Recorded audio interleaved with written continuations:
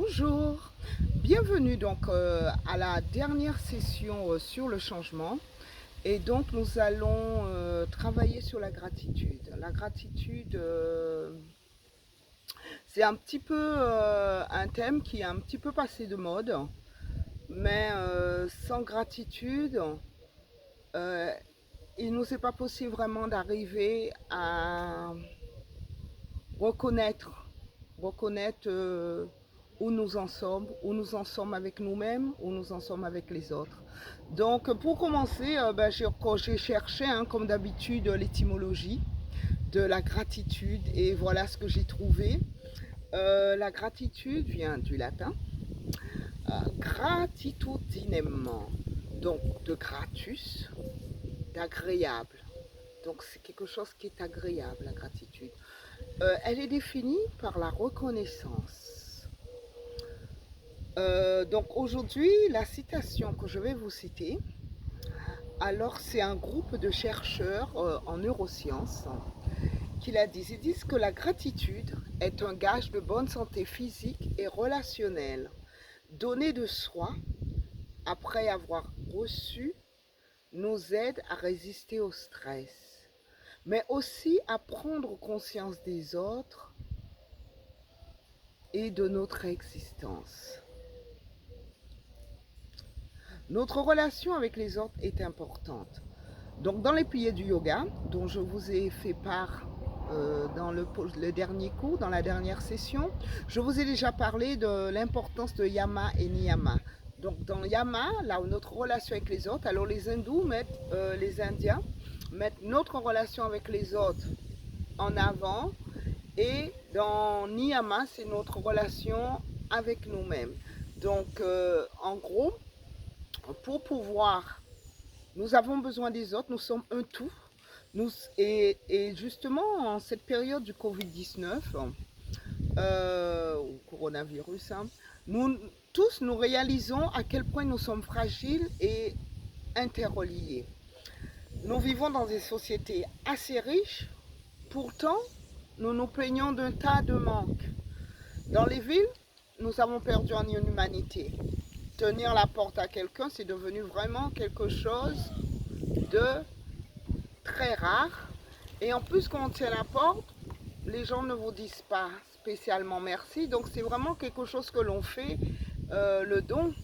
Le don, quand on fait le don, on doit vraiment le faire un petit peu sans en attendre en retour. Parce que si nous attendons des autres toujours en retour, donc nous pourrions nous renfermer plutôt que de partager, puisque finalement la vie, c'est aussi le partage. Donc, par exemple, quand nous sortons le matin du lit, nous sortons vivants. Déjà là, nous pouvons faire une gratitude. D'ailleurs, à la fin, je vais vous donner un petit exercice sur cela. Sortir du lit vivant, ça nous semble aller de soi, mais pourtant, ce n'est pas sûr. Ce n'est pas, la vie n'est pas quelque chose qui, ça peut s'arrêter. Même si on ne veut pas l'entendre, on ne veut pas le savoir, mais ça peut s'arrêter. Et donc, quand nous sortons du lit, c'est vraiment très bien de remercier. Remercier déjà pour la nuit que vous avez passée et que vous êtes en vie. C'est génial. Vous remerciez. Vous avez une opportunité. Donc, vous pouvez travailler avec des phrases affirmatives. Euh, voilà, je sors du lit, je suis vivante, j'ai l'opportunité, merci à la vie de me donner l'opportunité d'expérimenter qui je suis, d'être en relation avec d'autres. C'est formidable, n'est-ce pas? Ayez travaillé, pratiquez la gratitude.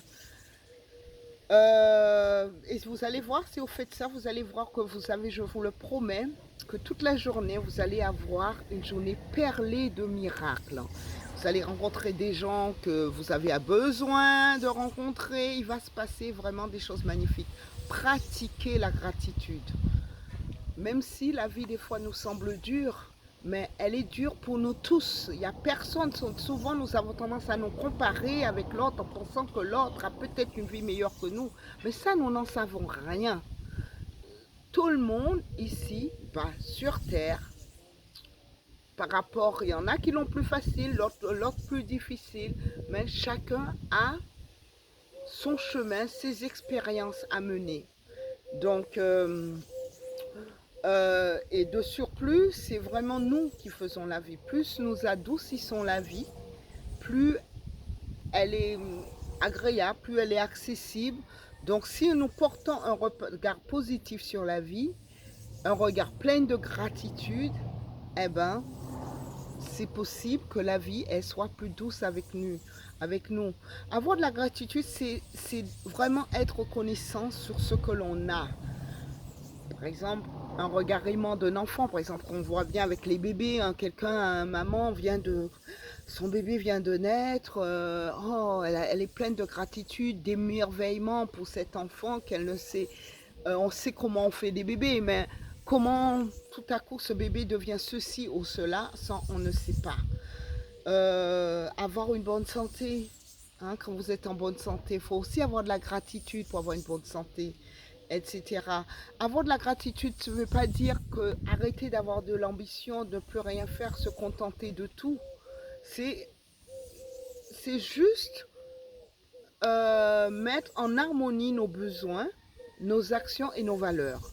Donc dans les sessions dernières qu'on a fait, donc nous avions travaillé là-dessus, sur nos besoins, nos actions, sur nos besoins, nos valeurs. Et donc si on sait nos besoins, on sait nos valeurs, on sait nos talents, c'est tellement plus facile de pouvoir se diriger sur ce dont on a vraiment besoin. Et après, quand on reçoit, avoir de la gratitude, évidemment. Et puis pour cela, il faut faire des actions, c'est sûr. Donc,